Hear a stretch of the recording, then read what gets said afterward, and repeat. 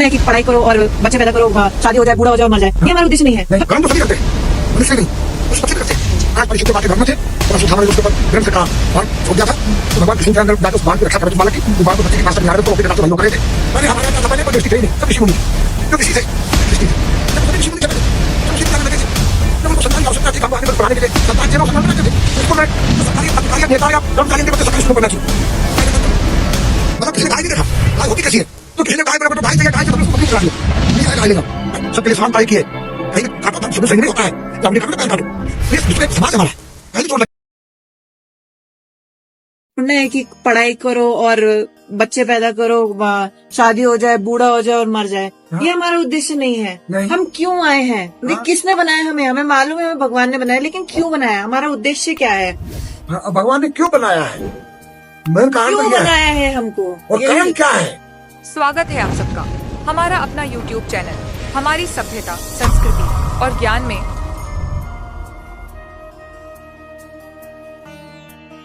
हाँ, कर्म क्यों बनाया है, सब तो यह है, कर्म तो सभी करते हैं, मनुष्य ही नहीं, पशु पक्षी भी करते हैं। आहार, भय, मैथुन, निद्रा, ये सभी को है। पशु पक्षी भी भोजन करते हैं, मनुष्य भी करता है, वह उनको भी है, मनुष्य को भी, सोते वो भी है, मनुष्य भी है, बच्चे वही बनाते हैं, मनुष्य बनाता है। तो वो तो केवल क्या है, ये भोग योनियां है, मनुष्य भोग योनि नहीं, कर्म योनि है। हम यहाँ क्यों आए हैं, ये बड़े भाग्य से हमको मनुष्य योनि मिलती है। इस मनुष्य योनि में हम जब माँ के गर्भ में रहते हैं तो हम दोनों मुट्ठी बंद होती है और प्रार्थना करते हैं परम पिता परमात्मा से, हे प्रभु हमको जठराग्नि से बाहर कर दो। वो किसी प्रकार की तेज अग्नि है, तो वो अग्नि जो है, जो जठराग्नि इतनी तेज अग्नि है, उसको जलता है। जब माँ अगर मिर्च मसाला ज्यादा खा दिया तो उसको जलन होती है, और वो मीठा अधिक खाते तो कृमि अंदर उसको खाते हैं बच्चे को, तो चिल्लाता है, कहता मुझे बाहर कर दो, इसी नरक से, एक प्रकार का नरक है ये जठराग्नि। मैं दोनों मुट्ठी उसकी बंद होती है। वो कहता है मेरी जो दाएं हाथ की मुट्ठी है, मैं दान करूंगा, पुण्य करूंगा, शुभ कर्म करूंगा, पुरुषार्थ करूंगा, और दाएं हाथ से मैं जप करूंगा, तप करूंगा, साधना करूंगा, मैं इस माया के जाल पे नहीं पड़ूंगा। ये प्रार्थना करके वो करता रहता है, तो परमात्मा उसको बाहर करता है। बाहर आने के बाद संसार के परिवार के लोगों को जब वो देखता है, वो भोजन या श्वास नाक या मुंह से नहीं लेता है, वो जो नाभि में नाल होता है, नलिका होती है, उसी के द्वारा वो श्वास लेता है, उसी के द्वारा वो खाता है। और कितना बड़ा साइंस है, श्वास तो फेफड़ों का संबंधित चीज है, फेफड़ों पर नहीं लेकर नाभि से श्वास ले रहा है और जीवित है।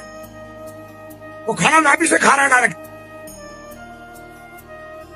तो उसमें और समाधि में है, उसमें उसकी खेसरी मुद्रा लगी हुई है। खेसरी मुद्रा का अर्थ होता है हमारे अंदर, मुंह के अंदर दो नाक के रास्ते हैं, दो आंखों के रास्ते हैं, और दो कान के रास्ते हैं, और एक मुंह का रास्ता है। ये 7 द्वार है, और ये बिल्कुल नजदीक नजदीक में है, कनेक्टेड। खेसरी मुद्रा जीभ अंदर जाकर के उन सबके सब रास्तों को बंद करती है। उल्टी हो जाने से मुंह का रास्ता बंद हो गया, और नाक के, कान के, आंख के जो 6 रास्ते हैं, इनको भी लॉक कर देती है, और यहाँ से न तो कोई वायु बाहर जा सकती। अब केवल वो खेसरी मुद्रा में ध्यान मगन में प्रार्थना से कर रहा है उस परम पिता से, जिसका कई जगह इसका उल्लेख मिला भी है। जैसे महाराज परीक्षित जब माँ के गर्भ में थे, और अश्वत्थामा ने जब उसके ऊपर ब्रह्मास्त्र का बाण छोड़ दिया था, तो भगवान कृष्ण जो है अंदर जाकर उस बाण की रक्षा कर रहे थे, उस बालक की, उस बाण को उस बच्चे के पास तक नहीं आने थे, उसको अपनी गदा से वहीं रोक रहे थे। तो बालक देख रहा है कि हाँ मेरे साथ कोई और भी है, अच्छा, लेकिन बाहर आने के बाद देख रहा है कि मैं अकेला ही हुआ, वो कहाँ गया हो। तो वहां जो है वो प्रार्थना ध्यान मगन होकर परमात्मा की स्तुति में लगा हुआ है।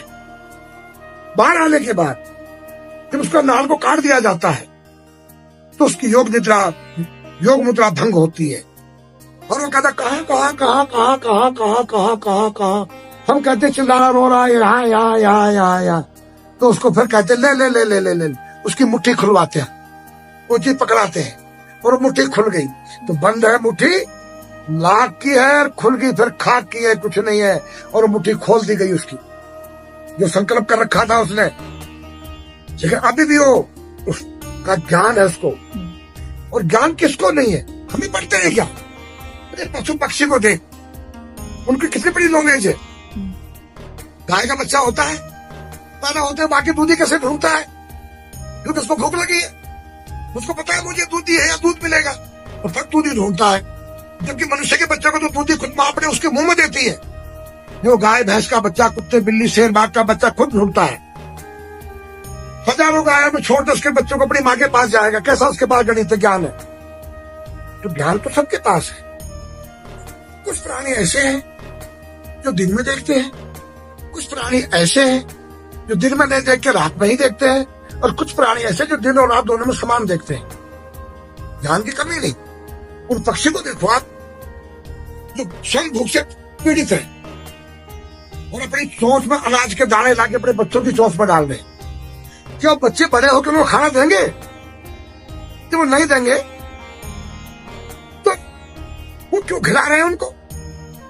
उनको पता है कि तो हमें खिलाएंगे, बड़े होकर चले जाएंगे, उड़ जाएंगे। फिर भी वो संसार की अपने कर्तव्य, अपने कर्म को वो कर रहे हैं। कर्म क्या है? मधु और केटक भगवान विष्णु के कानों से उत्पन्न हुआ था। मधु है मीठा, और केटक मानी कड़वा। मीठा क्या है? राग, स्तुति, और द्वेष कड़वा, दुश्मनी। इस संसार का यही बना रही, इसी से कर्म गति हो रही है, इसलिए कर्म चल रहा है।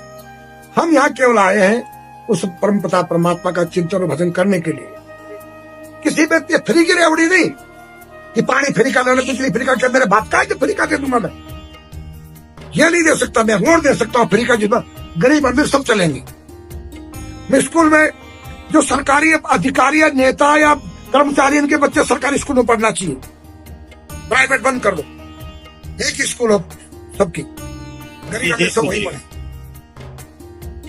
अमीर हो या गरीब हो या नेता हो, विदेश में जाने का इलाज के लिए किसी को अनुमति नहीं, यही इलाज हो। बिल्कुल सही मंत्री। ताकि वो सुविधा यहाँ करो ना। आयुर्वेदिक चिकित्सा भी होनी चाहिए ना। तो ये चीजें क्या है? पैसे का, मुद्रा का ये हो तो एक तो हमको शुद्ध वायु मिलेगी, दूसरा हमें जो फल का पैसा मिलेगा जो देश के विकास के लिए हमें आवश्यकता में काम आएगा। और वो लकड़ी जब पेड़ सूख जाएगा तो लकड़ी हमको इमारत रूप में या हम काष्ठ जलाने के रूप में हमें उसका उपयोग मिलेगा। उसके पत्ते जमीन में झड़ के गिरेंगे तो उससे खाद बनेगा, उससे हमारी गाय भैंसे खाएंगी, गाय भैंसे खाएंगे तो घी दूध होगा, तो घी दूध होगा तो मक्खन मलाई भी हो गई, हम खाएंगे तो हमारी बॉडी वैसे स्पुष्ट होगी। अरे डॉक्टर कह रहे घी मत खाओ, भाई क्यों नहीं खाओ? घी खाने से हमारी हड्डी मजबूत होती है। यस, घी खाने से। ये शुद्ध घी हो तो बहुत अच्छा काम करता था। शुद्ध घी और शुद्ध तेल जी। केवल हमको किससे बचना है? रिफाइंड नहीं, लवण आदि चीजों से बचना है। लवण, सार नहीं, सार खाना चाहिए। खाना चाहिए प्रभु जी। सार की चीज तुम खाओगे तुम्हारे हार्ट के अंदर जो नसें ब्लॉक नहीं होंगी। जैसे जैसे जैसे सार, जैसे सार लौकी में पाया जाता है, ककड़ी में पाया जाता है, मूली वाला सार, मूली वाला, मूली में सार है, गाजर में है। तो ये चीज इनमें जो सार वाली चीजें हैं तो ये आपको शरीर को सही एक्चुअली लोग सार वाली चीजें विनेगर समझते हैं ना, तो लोग वो खाते हैं। हाँ, वो हम मैदा, बहुत ज्यादा नमक, चीनी, ये तीन कम खाना है। हाँ, नमक, चीनी हाँ, और ये मैदा की मैदा चीजें। सबसे ज्यादा खराब है। हाँ, तो ये चीजें कम खाना पड़ेगा आपको। तो इस प्रकार से जो हमारा यहाँ जो जन्म हुआ है, इस पृथ्वी पर मनुष्य योनि मिली है, ये हमें केवल ब्रह्म विद्या और योग विद्या में तल्लीन होने के लिए ही मिली है। उसके लिए पहले गुरुकुल हुआ करते थे। उन गुरुकुलों में चाहे राजा का लड़का हो चाहे गरीब हो, समान जाके शिक्षा लेते थे और उस मार्ग पे चलते थे। अब क्या हो गया? योग को जानता ही नहीं, हमें नहीं जानता। पहले हमारे यहाँ क्या था? पहले कोई गृहस्थी थे ही नहीं, सब ऋषि मुनि थे। जो ऋषि थे कोई गृहस्थी थे, उनकी धर्म पत्नियां थी, मुनियों की नहीं थी। ऋषि का अर्थ होता है जो रिसर्च करता है, मुनि का अर्थ जो मनन करता है। दो टॉपिक थे हमारे यहाँ। हमारे देश का नाम था भारत। रथ, रथ किसे कहते हैं? रथ का क्या नाम है? किसको बोलते हो? रथ जो चलता है। नहीं, अच्छा वो तो रथ हुआ। वो रतवा जी जी रथ अच्छा रह और तय, कार्यरत है, कार्यरत है। लगनशील, लगा हुआ है, तल्लीन है। भारत भा का अर्थ है ब्रह्म विद्या, योग विद्या, जिसमें रत है, जिसमें लगा हुआ है, लगनशील है, तल्लीन है। जो ब्रह्म विद्या में लगा हुए हैं। जो ब्रह्म विद्या योग विद्या में जो लगा हुआ है, तल्लीन है, लगनशील है, उसका नाम है भारत। तुम तो भारत निवासी है, या तो सभी ऋषि मुनि थे पहले, सब उसी विद्या में लगे थे। जब उनको संतान की आवश्यकता थी कि हमको आगे बरस बढ़ाने के लिए संतान चाहिए, तो वो संतान बनाते थे। अन्यथा दोनों पति पत्नी रहकर के भी एक साधक की जीवन में ही साधना करते थे, और वो खाने पीने के लिए अपने आश्रम में ही पैदा करते थे, नेचुरल चीज, बिना केमिकल की, ऑर्गेनिक। जिसको वैज्ञानिक क्या ऑर्गेनिक बोलते हैं, जी सर, आयुर्वेदिक। हाँ, आयुर्वेदिक ऑर्गेनिक इस तरह का चल रहा तरीके से उसको बोलते थे।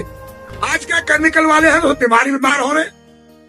अब कह हम योगा करके शुद्ध हो जाए, स्वस्थ हो जाए, मगर हम जल्दी मरेंगे, पर्यावरण को बिगाड़ चुके हैं। स्वामी जी, योगा करके कोई जल्दी कैसे मर सकता है? अरे सब पर्यावरण खराब है, तुम्हारा तुम लोम विलोम करोगी तो वायु तो शुद्ध है ही नहीं। तो वो वायु के अंदर जो मनुष्य है वही तो तुम्हारे फेफड़ों में आएगा। तो तुम्हारे फेफड़े खराब होंगे तो फिर क्या होगा? कोरोना क्या था? कोरोना यही था, फेफड़े खराब कर देना ही कोरोना था। तो कार्बनारी जो ज्यादा प्रकार की जो कल कारखानों की, मोटरों की, केमिकल की जो वायुमंडल में फैली पड़ी है, तो श्वास में लोम विलोम वही तो आएगी। तो देश काल परिस्थिति, देश काल परिस्थिति मतलब कि कोई अगर यहाँ पे है, हिमालय के साइड है। अब ये बताओ, ये आग जल रही है, ये धुआं का यहाँ है या ऊपर का भाई? हाँ, तो ये हिमालय में धीरे से क्यों गल रहे हैं? ये ग्लोबल वार्मिंग जो वार्मिंग क्या है, क्या है? जो एक बड़ा वो क्या है? वो वहाँ का जो गैस है, वहाँ की जो धुआं है, वो सीधे दौड़ के यहीं आई है। ठंडी गर्म हवाएं हमेशा ठंडे की ओर दौड़ती, प्रकृति का नियम है। तो जो गर्म हवाएं हिमालय ठंडे की ओर दौड़ रही है, वो हमें दिखाई नहीं दे रही है, लेकिन वो यहाँ भरी पड़ी है। मतलब किसी ने गाय नहीं देखा, गाय होती कैसी है? तो किसी ने गाय पे लोग तो गाय चाहिए, गाय से तो हमने उसको बकरी पकड़ा दिया कि ये है गाय, ले जाओ।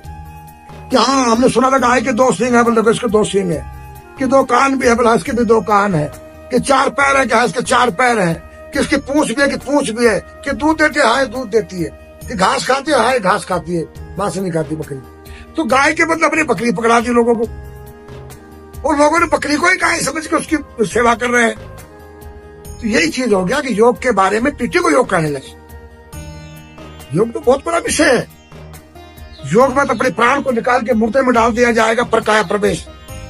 ये अग्नि, वायु, जल, पृथ्वी, आकाश, ये उसके तत्व उसके मुट्ठी में है, वो मर ही नहीं सकता है अगर ये 5 तत्व जो है कंट्रोल में हो गए। अगर प्रलय हो रही है, पृथ्वी जलमग्न हो रही है, जल बन जाएगा। महाप्रलय हो रही है, पृथ्वी अग्नि में हो रही तो अग्नि बन जाएगा, वो वायु में विलीन हो जाएगा। तो हमारे पूर्वजों ने कैसे बताया कि सूर्य लाल है, बाणिक पहन लो, मंगल ग्रह लाल है, मूंगा पहनो, बुध हरा है, पत्ता पहनो, बृहस्पति पीला है, पुखराज पहनो, शुक्र सफेद है, हीरा पहनो, शनि नीला है, नीलम पहनो। कैसे देखा, कैसे कहे वहां पर? लॉजिक था। यही कारण था, वो इन तत्वों के अंदर में थे, वो आकाश तत्व के अंदर विलीन हुए, आकाश बनकर आकाश में जाकर के उन विंडो में गए, और वहां जाके फिर अपना अस्तित्व को अंदर आ गए, और वहां उन्होंने देखा, रिसर्च किया, रन किया, फिर वापस आए और आके फिर हमें लेखन करा। लेकिन हमें क्या पढ़ाया जा रहा है बताया तेरे को? अकबर महान था। बिल्कुल सही, बिल्कुल सही। देखिए, राष्ट्रपिता की पदवी मैं किसको देना चाहता हूँ? मैं गुरु गोविंद सिंह को देना चाहता हूँ, जिसके उसके पिता ने अपना सिर काटकर हथेली पर रख के हमारे हिंदुओं की रक्षा की थी। वो हिंदू थे, वो सिख नहीं थे। तेग बहादुर जी महाराज वो हिंदू थे, हिंदू थे। और गुरु गोविंद सिंह जी बिहार के पटना के चौहान थे, जिनके 4 बेटे दीवार में चिन्ह दिए। 6 साल का बच्चा था छोटा वाला, कि मुसलमान हो जाओ, कि नहीं तुम हिंदू है, हिंदू की रक्षा करेंगे। उनको दीवार में चिन्ह दिया, लेकिन वो मुसलमान नहीं हुए। उनका बाप भी सही था, गांधी की जगह उनका बाप भी सही था, और उनके बेटे भी सही थे। ऐसे व्यक्ति को पुरस्कार दिया जाए कि राष्ट्रपिता या राष्ट्र भक्त शहीद दिवस में बनाया जाए, तो गुरु गोविंद सिंह के बच्चों के नाम से होना चाहिए। छत्रपति शिवाजी महाराज के नाम से होना चाहिए। मेरे को बहुत पसंद है छत्रपति शिवाजी। महाराणा प्रताप जो घास की रोटी खाना मंजूर है जंगल में, क्या वो शिकार नहीं खा सकता था? क्यों खाई घास की रोटी? क्योंकि मांसाहारी लोग नहीं थे। मांस खाने वाले में दया नहीं होती है। सबके लिए समानता एक ही है। कहीं भी काटो दर्द सब शरीर में ही होता है, चाबुली काटो या पैर काटो। तो ये विश्व एक समाज है हमारा। कहीं भी चोट लगे तो हमको दुख होना चाहिए कि ये गलत है तो गलत है। इसलिए जो हमारा उद्देश्य वही था कि जो हम ये मनुष्यों ने क्यों मिली है, हमको परमात्मा का चिंतन, परमात्मा का भजन, प्रत्येक जीव मात्र पर दया जी। करना है, न कि हम किसी की हिंसा करके उसको खाएं। खाने के लिए नहीं बनाया है, वो कर्मों के अनुसार वो अपनी योनि भोग रहा है, हम उसकी योनि से मुक्त क्यों करें? तो ये संसार का एक नियम है। अब उसको नहीं मानो, मत मानो, तो उसका भोग रहे। दुनिया भर की बीमारियां फैल गई, दुनिया भर के केमिकल हो गए, सब स्वस्थ नहीं है। तो कहावत आती है, पहले तो खेलने कूदने पढ़ने में टाइम लगाया हमने, चलो 20 साल तक पढ़ लिख गया जैसे तैसे, फिर पैसा कमाने में समय लगाया, लूटा कसोटा बेईमानी घूसबाजी निस्बतबाजी लिया, फिर शरीर खराब हो गया, फिर उस पैसे को शरीर को ठीक करने में लगाया। अब लास्ट में न पैसा ही रहा न शरीर ही रहा, दोनों ही गया। तो उससे अच्छा तो पहले शरीर की रक्षा करें, तो पैसे मत कमाते। पैसा कमाने में शरीर को खराब किया, तो शरीर को ठीक करने के लिए पैसा कमाया। आज वही हो रहा है। पैसा है शुगर हो गया, मीठा मत खाना, फल मत खाना। अच्छा भाई, अरे तुमको तो ब्लड प्रेशर भी है, दूध घी मत खाना। अरे तुमको तो बीपी हाई हो गया है, तुमको तो ये हो गया, ब्लड प्रेशर हो गया, तुमको तो जो शुगर हो गया, तुमको तो जो बवासीर हो गया, तुमको तो ये हो गया, तुमको तो फलाने करने में दर्द होता है, क्या बोलते हैं उसको, सर्वाइकल, वो ये हो गया, तुम ये मत खाना। तो क्या खाना कि जहर खाओ और मर जाओ? क्या ये सब जहर खा रहे? तो ये चीजें क्या है, आज विनाश की ओर चल रही है। अगर इसे बचना है तो जो तूने प्रश्न किया था वही प्रश्न पे आना पड़ेगा कि हमको भगवान का चिंतन भजन के लिए हम आए हैं, जबकि भोगों के लिए नहीं। पढ़ाई तो पक्षी में पढ़ते हैं, पशु में पढ़ते हैं। देखिए कुत्ता को आवाज मारा अपनी भाषा में, उसके साथ ही पार है, उसने आवाज मारा, वो समझ गया उसकी भाषा क्या कह रहा है।